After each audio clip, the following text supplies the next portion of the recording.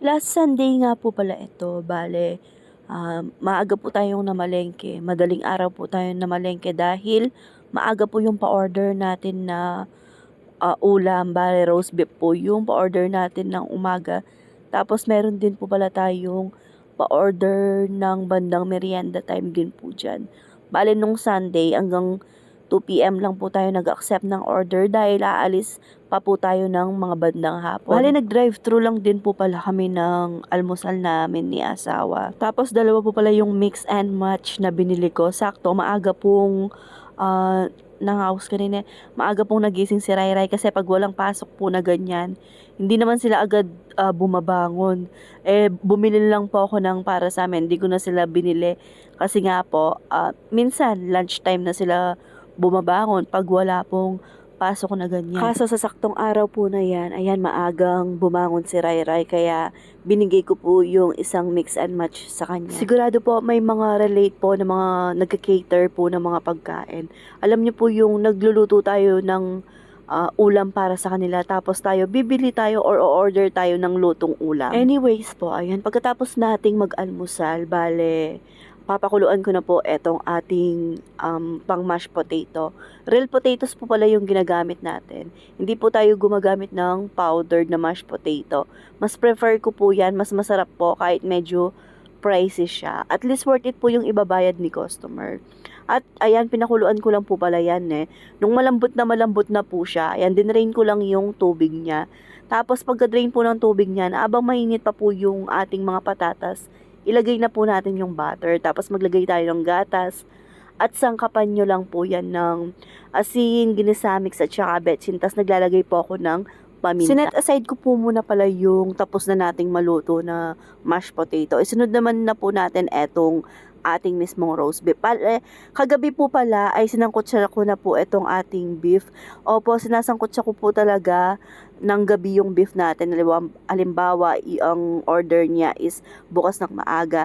Sinasangkutsa ko na po siya gabi pa lang para mas malasa po. Try nyo po yon. Kahit na matrabaho po, at least po, yung lasa, alam nyo po yon, yung ibabayad sa inyo ni customer ay sulit na sulit po. Para mawala po pala yung pagka-dry ng beef kasi nga po, iniyang-yang natin yan magdamag. Ayan. Bale, pinakuluan ko po muna pala yan sa gatas at saka dun sa sabaw na pinagsangkutsahan niya. Tapos nung kulong-kulo na po, nung natanggal na yung dryness nung beef, nilagay ko na po yung pampalapot natin sa sauce na Nestle Cremada yung Kapampangan.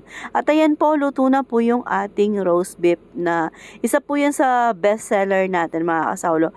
Isa din po sa gusto ng mga customer natin sa ating roast beef ay ang pagkakalambot po niya. Kasi inaano ko po yan, hindi ko po siya pinipressure cooker.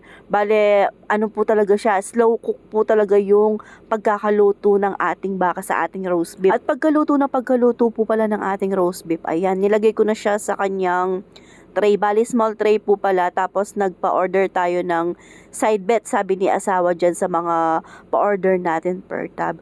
Kasi sayang naman po yung kita kasi pag nagluto na tayo ng pa-order na ganyan, magpapa-order na tayo ng mga per tab kasi dagdag kita din po talaga yan. At dyan lang po talaga tayo mas malaking kumikita pag nagpapa-order po tayo ng excess po. At thank you nga po pala sa mga umorder ng mga per tab. At yung small tray naman po ay bale sa girlfriend po ni Bap kay Tita Arby. Deliver ko din po pala agad yan kay asawa. Hindi na po ako sumama na mag-deliver. Bale, siya na lang po mag-isa kasi habang nagdi-deliver po siya ay nagluluto na po tayo. Bale, kanina po nakita nyo, diba? Dun abang nagpapakulo tayo or abang niluluto natin yung roast beef ay nagpakulo na po tayo ng or nagtunaw na po tayo ng butter. Ayan po yung kasama kong nagluluto. Inip na inip siya kasi nga po maaga siyang bumangon. Ayan po, sabi ko sa kanya, sige, yung pwede niyang gawin niya, gaya po nung paghahalo ng puto mixture, pero hindi siya pwedeng overmix, sabi ko sa kanya. Habang ayan, pinapalapot natin yung sauce ng palabok na order po ni Ate AJ, ay nagluluto na din po ako ng puto. Bale, Nasa bandang 11:30 na po yan nung umpisan ko siyang iluto. Kailangan kasing mai-deliver po yan ng before 2 kasi aalis pa po tayo para makapagpahinga tayo ng kaunti. At ayan po, hindi ko na po pala sinasamasan. Inaayos yung pagkakalagay natin ng itlog na toppings po sa ating palabok. Ang importante naman po kasi dyan, masarap. Pero okay din po kung maayos yung pagkakalagay nyo ng itlog. Kaso lang po ako, hindi po ako ganon na yung, anong tawag doon, hindi po ako mabuting-teng, kaya ayan po, basta pag inilagay ko po yung toppings ng ating itlog sa palabok, okay na po yan. At ito po pala yung order ni Ate AJ. Ayan, tapos may extra sauce din po pala yung palabok natin at saka yung kalamansi. At ayan, nakapaligo na po pala tayo, no? Kasama ko po pala si Rayray na naglalakad. After nating magluto ng pa-order, ayan, sinama ko po pala siya. Dapat kasama si ate, kaso tinatamad daw po. Sabi ko sa kanya, bahala ka. Sabi ko, hindi na ako nagluto ng dinner, kami na lang ni ate. Bale, may lakad po pala tayo. Meron tayong gathering ng friends natin. Magsasamji po tayo dito sa bagong samjihan. Dito po yan sa Florida Blanca.